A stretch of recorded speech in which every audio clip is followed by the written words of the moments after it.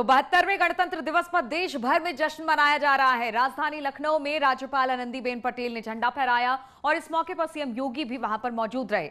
इस मौके पर विधानसभा में परेड निकाली गई। परेड के दौरान सेना के जवानों का शौर्य और पराक्रम दिखा। वहीं सांस्कृतिक कार्यक्रमों में समा बांध दिया। तस्वीरें हम आपको लखनऊ की दिखा रहे हैं। लखनऊ में भी आज सांस्कृतिक कार्यक्रम का आयोजन किया गया था।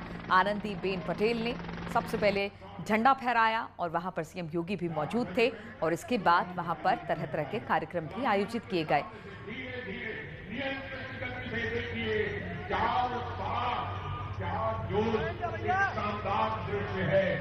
अगर उससे पहले की बात की जाए तो सीएम ने अपने आवास पर झंडा तोलन किया और वहां पर से जो पूरे राज्य के लोग हैं उनको संबोधित भी किया और उसके बाद फिर परेड ग्राउंड में राज्यपाल ने झंडा फहराया। वहां पर परेड की सलामी ली। मुख्यमंत्री योगी आदित्यनाथ और तमाम गणमान्य लोग वहां मौजूद रहे और वहां पर भी झांकी निकाली गई, शौर्य और गाथा दिखाई गई और साथ ही साथ उत्तर प्रदेश की संस्कृति के रंग भी यहाँ पर दिखाई दिए।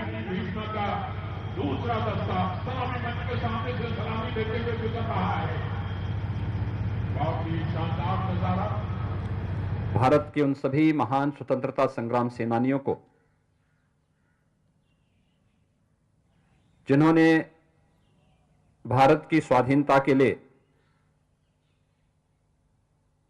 अपना सर्वस्व न्यौछावर किया था। आजादी की लड़ाई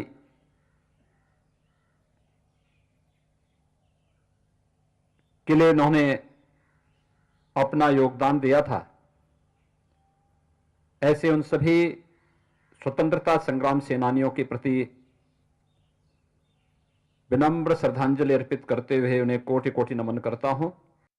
26 जनवरी की तिथि हमारे लिए केवल संविधान लागू करने की तिथि नहीं है। इससे पहले 26 जनवरी की तिथि को इस देश ने स्वतंत्र होने के पूर्व इस देश में जब ब्रिटिश हुकूमत थी, इस तिथि को पूर्ण स्वाधीनता दिवस के रूप में भी पहले से मनाने की एक व्यवस्था रही है। पिछले 10-11 महीनों से लगातार दुनिया के अंदर भी, देश के अंदर भी और प्रदेश के अंदर भी किस प्रकार की परिस्थितियां थीं। कहते हैं कोरोना महामारी इस सदी की सबसे तीव्रतम संक्रमित होने वाली महामारी है। पहली बार लॉकडाउन कैसे होता है इस देश ने यह भी देखा। और आज किस तरह से गणतंत्र दिवस के रंग दिखाई दिए लखनऊ में, इस पर बातचीत करने के लिए अजीत सिंह इस वक्त हमारे साथ जुड़ गए हैं। अजीत, वो कौन सा रंग जो सबसे ज्यादा मन मोहने वाला था और यहां से चाहे वो आनंदीबेन पटेल हो या मुख्यमंत्री योगी आदित्यनाथ ने एक संदेश देने की कोशिश देश की जनता को, प्रदेश की जनता को? देखिए, बिल्कुल नीलू, जो कार्यक्रम था वो काफी दिव्य और भव्य था। सेना की टुकड़ियों की बात करें तो उसका बाकायदा टैंक जो भीष्मा टैंक था उसका दिखाया गया। मेजर जो बहुत सारे सेना के थे वो थे जिन्होंने कई सारे सौर चक्र दुश्मन को परास्त किया सेना पर। इसके साथ अर्धसैनिक बल की टुकड़ियां थी, हेलीकॉप्टर से फूल की वर्षा की गई। और अगर सरकार की बात करें, फोकस जो था, मुख्यमंत्री ने सुबह भी कहा कि कई सारी अनेकता मिलकर एकता बनती है और इसीलिए अखंड भारत कहा जाता है। तो यहां पर आप चाहे कोरोना ड्रिल की जो तस्वीरें थी वो दिखाएगी, कैसे कोरोना की महामारी से लड़ा उत्तर प्रदेश, कैसे उसमें आगे बढ़ा। इसके अलावा जो स्कूल के बच्चे थे, जो देशभक्ति कार्यक्रम थे, उसको प्रस्तुत किया गया। और सबसे बड़ी बात, झांकियों में काशी, अयोध्या और मथुरा की तस्वीर भी दिखाई दी, जिसमें काशी विश्वनाथ दिखाई दिया, मंदिर दिखाई दिए और सर्व धर्मों की भी एक झांकी निकाली गई, एम्बुलेंस की निकाली गई। महिला सशक्तिकरण मिशन शक्ति को लेकर भी कार्यक्रम यहां पर किया गया। सरकार की तरफ से जो पूरी कोशिश थी वो ये दिखाने की कोशिश की कि उत्तर प्रदेश एक एक कदम आगे बढ़ रहा है और वो सब कुछ आज झांकियों के माध्यम से। हालांकि 20 झांकियां निकाली गई नीलू और 30 पैदल टुकड़ियां थी। वो चाहे घुड़सवार की बात करें, पूरा फायर ब्रिगेड की बात करें, होमगार्ड जवान की बात करें, पैरामिलिट्री की बात करें, सेना की बात करें, डोगरा रेजिमेंट, राजपूताना रेजिमेंट, सभी ने अपने धैर्य और साहस का परिचय दिया और एक उदाहरण प्रस्तुत किया। लगातार हेलीकॉप्टर से फूलों की वर्षा की जाती रही और मुख्यमंत्री ने सुबह ही कहा था कि हम लगातार आगे बढ़ रहे हैं और 2 वर्ष 11 महीने 18 दिन में बनकर हमारा संविधान तैयार हुआ था और सबसे बड़े लोकतंत्र की सबसे बड़ी आजादी थी। तो निश्चित तौर पर आज के कार्यक्रम में सब कुछ साफ कर दिया। जो सूचना विभाग की झांकी थी, जो पर्यटन विभाग की झांकी थी, जो स्वास्थ्य विभाग की झांकी थी, कृषि विभाग की झांकी थी, अन्नदाताओं को भी पर फोकस था, सब कुछ दिखाया गया। कोई ऐसी चीज नहीं थी जो जिसको सरकार ने टच ना किया हो। तो इसके माध्यम से कहीं ना कहीं एक बड़ा मैसेज देने की भी कोशिश की गई। हालांकि लगातार आनंदीबेन पटेल ने सलामी ली, जवानों के जो बच्चे थे, उन्होंने एनसीसी कैडेट के लोग जो बच्चे थे उनके कार्यक्रम को देखा। तो एक अलग तरह की जो दिव्यता और भव्यता आज विधानसभा के बिल्कुल सामने वो दिखाई दी, दिव्यता जहां और पर हम भव्यता खड़े हैं। लखनऊ में दिखाई दी अजीत, लेकिन पिछले कुछ दिनों से कह सकते हैं कि रफ्तार थोड़ी धीमी पड़ गई थी। हम थोड़ा सा रुक गए थे, थम गए थे। हमने बहुत सारे ऐसे त्योहार थे जो बिल्कुल खुल के नहीं मनाया था, लेकिन चूंकि अभी कोरोना चल ही रहा है, लेकिन फिर भी वैक्सीन आने के बाद एक राहत की सांस हमने ली। और आज हमने देखा कि डिस्टेंस भी मेंटेन किया गया, कोविड प्रोटोकॉल का पालन भी किया गया और गणतंत्र दिवस भी बड़ी धूमधाम के साथ मनाया गया।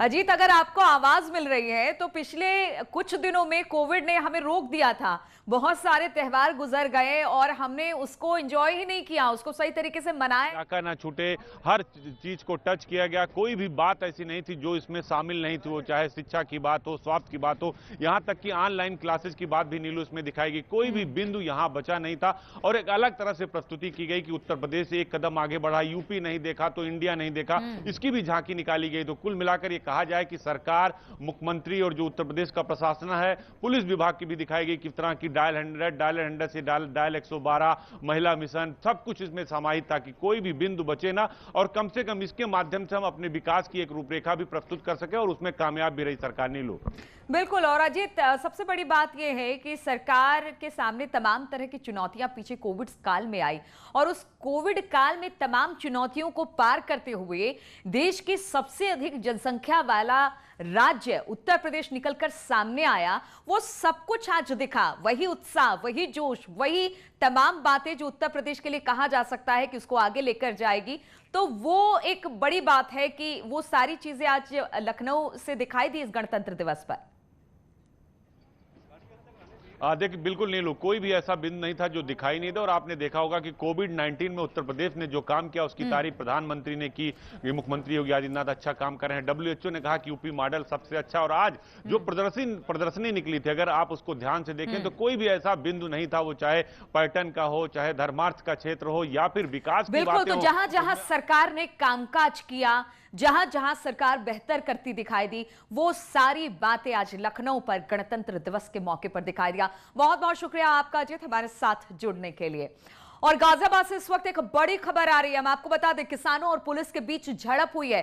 आनंद विहार अंडरपास पर यह झड़प बताई जा रही है। किसानों ने दिल्ली में घुसने की कोशिश की, तय रूट से अलग दिल्ली में घुसने की कोशिश की। राकेश टिकैत किसानों को समझाने में जुटे हुए हैं, क्योंकि एक सहमति बनी थी कि किस तरह से, किस रूट के साथ किसान अपना मार्च निकालेंगे, यानी ट्रैक्टर रैली निकालेंगे और उस रूट पर को ही उनको फॉलो करना पड़ेगा। 5000 ट्रैक्टर, 5000 लोग। लेकिन जब वो किसी और रूट को पकड़ने लगे तो वहां पर पुलिस और किसानों के बीच झड़प हुई है।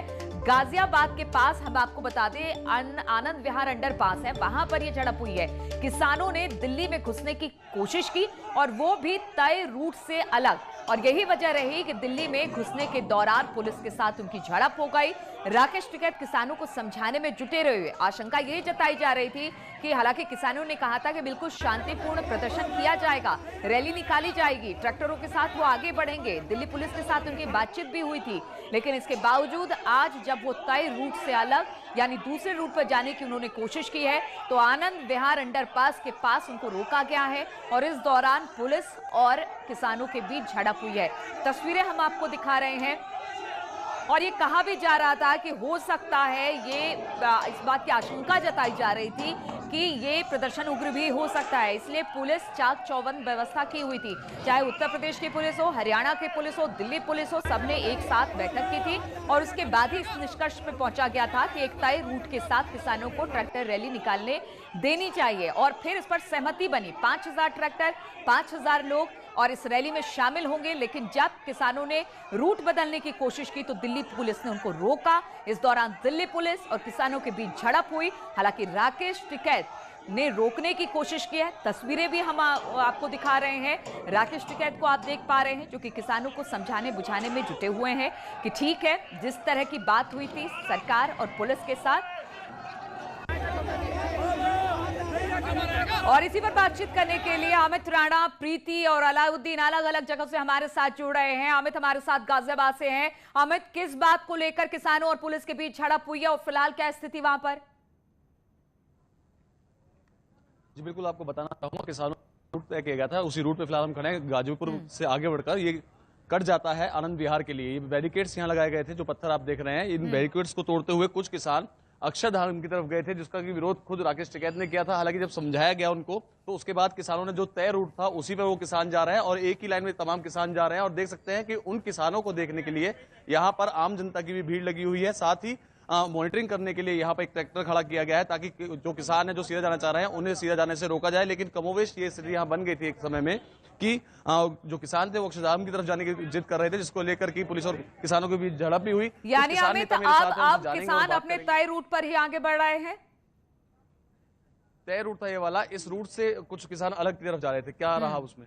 दरअसल वो कुछ को रास्ता भटक गए और कुछ लोग लोकल से, हमें ऐसा लग रहा है कि एक राजनीतिक दल के भी कुछ लोग थे आगे, जिन्होंने उनको गलत डायरेक्शन दे दी, इस वजह से गए हैं। बाकी और कुछ नहीं, बाकी सारे किसान इधर से निकल रहे हैं, इधर से निकले हैं। ये देख भी रहा हूँ मैंने यहाँ पे अपनी व्यवस्था।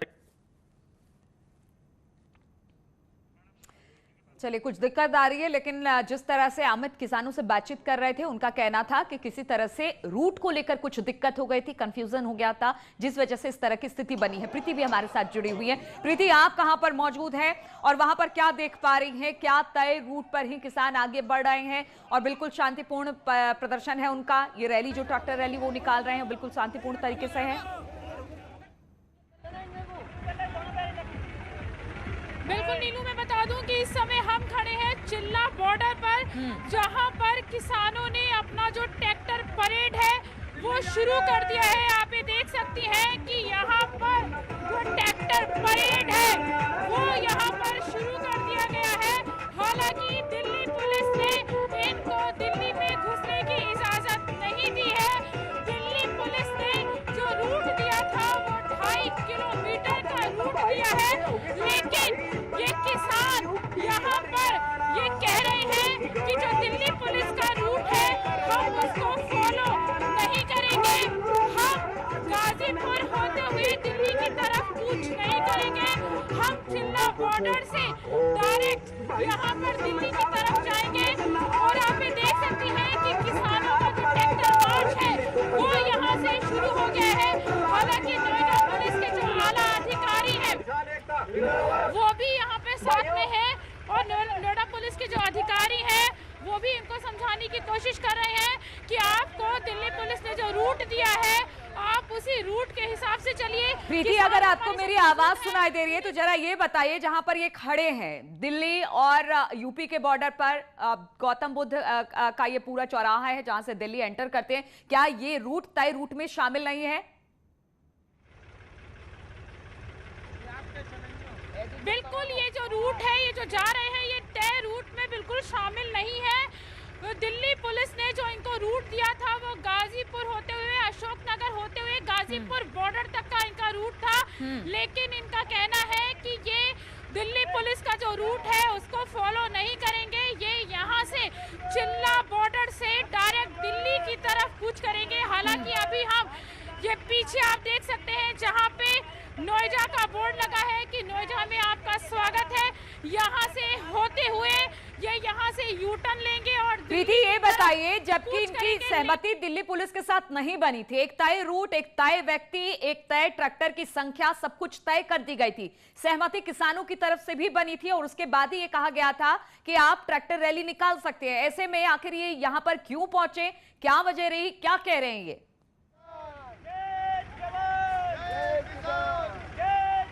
इन्होंने साफ कर दिया है कि हमें जो दिल्ली पुलिस ने रूट दिया वो 2.5 किलोमीटर का दिया है, उस पे हम लोग सहमत नहीं है। हमने इनसे 8 किलोमीटर का रूट प्लान मांगा था, लेकिन जिसपे दिल्ली पुलिस की कड़ी मशक्कत के बाद भी हमको वो रूट नहीं दिया गया, जिसकी वजह से पुलिस और इनके बीच में सहमति नहीं बन पाई।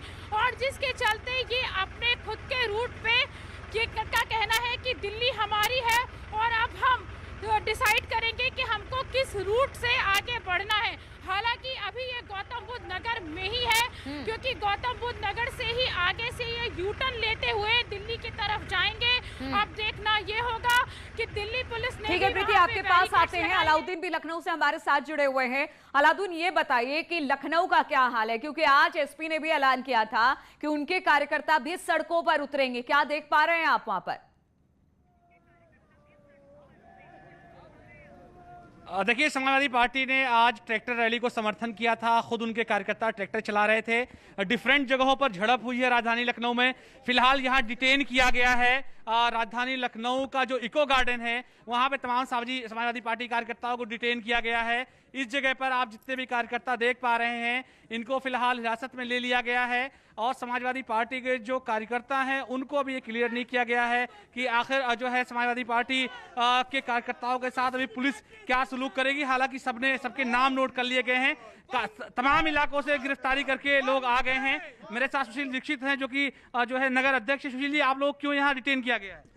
देखिए, आज माननीय राष्ट्रीय अध्यक्ष अखिलेश यादव जी के निर्देश पर पूरे प्रदेश में समाजवादी पार्टी के नेता और कार्यकर्ता तहसीलों पर किसानों के आंदोलन के समर्थन में एकत्र हुए थे। आज हम लोग लखनऊ सदर तहसील में धरना देने के लिए जा रहे थे। वहां पर जालिम सरकार की पुलिस ने बर्बर तरीके से लाठीचार्ज करने का काम किया और तमाम हमारी महिलाओं के साथ। अभी आप लोग डिटेन है, हिरासत में हैं? हाँ, हम लोग हिरासत में हैं। वहां से तहसील से हम लोग गिरफ्तार करके लाठीचार्ज भी किया। महिलाएं तमाम घायल हो गई। एक कार्यकर्ता मेरे साथ हैं, उनसे बात कर लेते हैं। आप लोग को हिरासत में क्यों लिया गया? आप सभी लोगों को गणतंत्र दिवस की बहुत बहुत हार्दिक शुभकामनाएं। आज 26 जनवरी गणतंत्र दिवस के दिन पूरे भारतवर्ष में किसान जो है ट्रैक्टर रैली के माध्यम से अपनी जायज मांगों को लेकर के सरकार को अपनी मांगे रखना चाह रहा था। इसी क्रम में समाजवादी पार्टी के राष्ट्रीय अध्यक्ष आदरणीय अखिलेश यादव जी ने हम समाजवादी कार्यकर्ताओं को, हम समाजवादी साथियों को ट्रैक्टर रैली के माध्यम से किसानों के समर्थन में जो है विभिन्न तहसीलों पे जा करके किसानों के समर्थन में हम लोग भी उनकी जायज मांगों को लेकर के हम लोग बैठना चाहते थे तहसीलों पे। लेकिन जिस तरीके से पुलिस ने बर्बरता दिखाते हुए समाजवादी पार्टी के सभी कार्यकर्ताओं पदाधिकारियों को जिस तरीके से मारा है, लाठीचार्ज किया है और लाठीचार्ज करके हम लोग को डिटेन करके गिरफ्तार करके आज हम लोग को इको गार्डन अभी लेकर के आई है और आगे उनकी ठीक है। तो समाजवादी पार्टी का भी किसानों को समर्थन है और इसको लेकर समाजवादी पार्टी भी आज लखनऊ में सड़कों पर उतरी हुई है। साथ ही आज दिल्ली के बॉर्डर पर भी घमासान मचा हुआ है। आप सभी का बहुत बहुत शुक्रिया। आगे भी इस पर आपसे अपडेट लेते रहेंगे। फिलहाल रुकेंगे एक छोटे से ब्रेक के लिए।